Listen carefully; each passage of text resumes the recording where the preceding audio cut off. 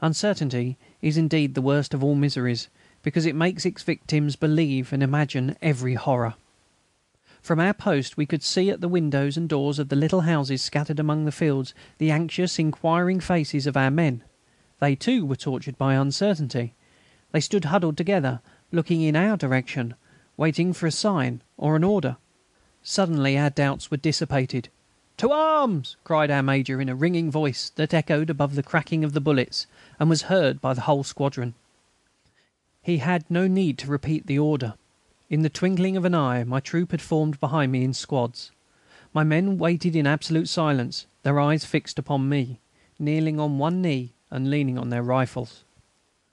I seemed to hear all their hearts beating in unison with mine, and knew their wills ready to second mine. The Major gave the word of command. We disposed our men in skirmishing order in the ditch of the road that passed in front of our farm, parallel with the skirts of the wood. Our squadrons thus formed a line from 300 to 400 yards, capable of holding the enemy in check for some time, if they had succeeded in taking our trenches and were already pushing through the thicket. Kneeling on the road behind them, I looked at my men. They were lying flat on the ground on the slope of the ditch. They had loaded their rifles, and I could not distinguish the slightest trace of fear or even of emotion in any of them. They were all looking straight before them, trying to see whether some helmeted soldiers were emerging from the bushes in the gathering shadow. What splendid soldiers the war had fashioned for us! They are no longer merely the diligent and conscientious cavalrymen we took pleasure in commanding, and whose smartness we admired in peace time. The stern experience of the battlefield has hardened, strengthened and ennobled them. Their faces are manlier, their discipline, far from relaxing, has become more thorough. Their courage has developed, and, in most of them, now verges on temerity. I have had two new men in my troop for a short time, Ladoucette and Roger. They are Territorials, men of from 38 to 40, who, wearying of the depôt and envying their juniors in the field, asked and obtained leave to rejoin the regiment at the front. They fascinated me at once by their high spirits, their jovial chaff, and the cheerfulness from which they undertook the most laborious of tasks. But I had not yet seen them under fire. I looked about for them in the line of skirmishers. I tried to distinguish them among all the backs and necks lying before me, and I very soon guessed that they were at the extreme right of the troop, for I heard smothered laughter at that corner. Evidently Ladoucette was cracking some of the highly spiced jokes characteristic of him. Yes, I saw his head lifted above the grass on the slope, his bristling moustache, his brilliant eyes and sarcastic mouth. I could not hear what he was saying, for the firing was still furious, but I saw from the smiling faces of his neighbours that he had, as usual, found the right word for the occasion, the word that provokes laughter under bullet fire and makes men forget danger. Not far from him his inseparable chum, Roger, guffawed appreciatively and seemed to be enjoying himself thoroughly. I rejoiced to think that I had got two first-rate recruits, worthy to fight side by side with the fine fellows of my brave troop. Suddenly a dark figure emerged from the woods, then two more, then another three, then more. Was it the enemy? Without waiting for the word of command, some of the men pointed their rifles at the mysterious shadows running in single file towards us. "Don't fire! Don't fire!" We had fortunately recognised the uniform of our infantry chasseurs, but this increased rather than allayed our anxiety. We naturally imagined the direst catastrophes and feared the most terrible consequences when we saw those in whom we had trusted, those who occupied the trenches nearest to Bixschoote, beating a retreat. The first of the fugitives came up to us. They seemed completely demoralised. Haggard, ragged, and black with dust, they crossed the road at a run. We tried in vain to stop them. As they passed us they shouted something unintelligible, of which we could catch nothing but the words, "They're coming! They're coming!" Together with O, I succeeded in stopping two men, who were going along less rapidly, supporting a wounded comrade who was groaning and dragging himself on one leg. Our flank was turned. There were thousands of them. They came through the village and enfiladed us. We had a great many killed, our officer wounded. We must get back, further to the rear.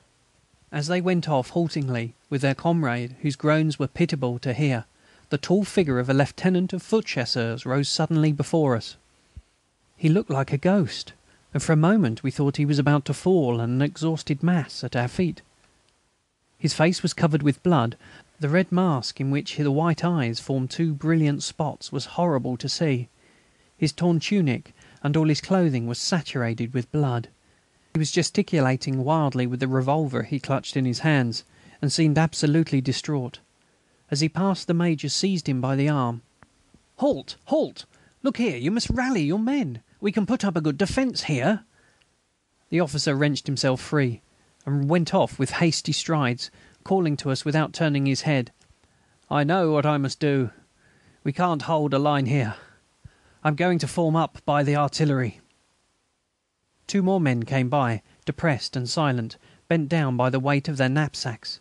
They crossed the ditches by the roadside with difficulty, and were presently lost to sight in the fields amidst the gathering shadows. There was no laughter now in our ranks. The same thought was in every mind. The same despair chilled every heart. The Germans must have taken our trenches, and our brave comrades had all chosen to die rather than to retreat. And the enemy must be there before us in that wood. They must be stealing up to us noiselessly. I fancied I could see them, gliding from tree to tree, holding their rifles high, trying to deaden the sound of their footsteps among the dead leaves. Presently they would reach the dark line that stretched before us, mute and mysterious. They would mass their dense reserves in the rear, and suddenly thousands of lightning flashes would illuminate the fringe of the thicket. I looked at my men again. There was no sign of wavering. Not a word was spoken. Their faces looked a little pale in the waning light. Above us thousands of shells and bullets filled the air with their strange and terrible music. A man came out of the wood and walked quietly towards us. It was not light enough to distinguish his uniform, but his calm and placid bearing was in marked contrast to that of the infantry chasseurs. He must have recognised the little group formed by the Major, my comrades and myself in the middle of the road, for he made straight for us. When he got to within 20 paces of us, we recognised to our joy Sergeant Madeleine, a non-commissioned officer of our 2nd Squadron, the squadron that had stayed in the trenches with the Colonel and the machine-gun section. I cannot describe the relief we felt at the sight of him. Though we could not tell what he was going to say, his attitude dispelled our fears at once. He gazed at us with wide, astonished eyes from under the peak of his shako, and came on quietly, as if he were taking a walk, his hands in his pockets, murmuring in a tone of stupefaction: "What on earth is the matter?" "Well, really, this is a little too much," exclaimed the Major. "That's just what we want you to tell us." "But I have nothing to tell you, Major. The trench of the infantry chasseurs was taken. We are all right, but the Colonel has sent me to say that there are signs of a German counter attack on the left, and he wants you to reinforce him on that side with your 3 squadrons." He spoke so calmly and with such an air of astonishment that we all felt inclined to laugh. Madeleine had already given proof of his courage. He had even been mentioned in orders for his valour.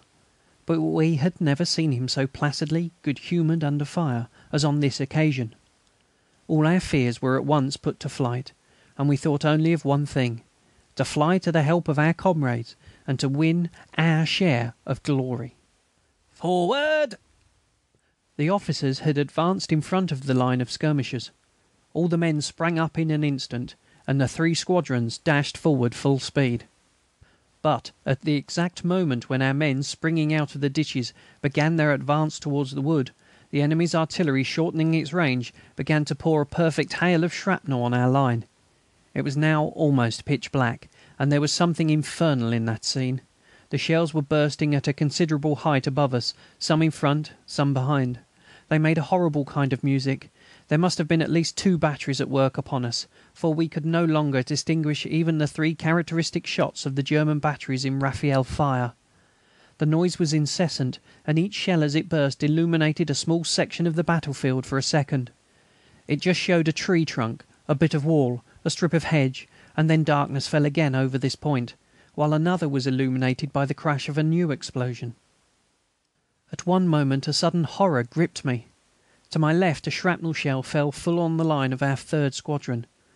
This time the flash of the explosion had not only lighted up a corner of the landscape, I had had a glimpse of a terrible sight. You must imagine the intense and rapid light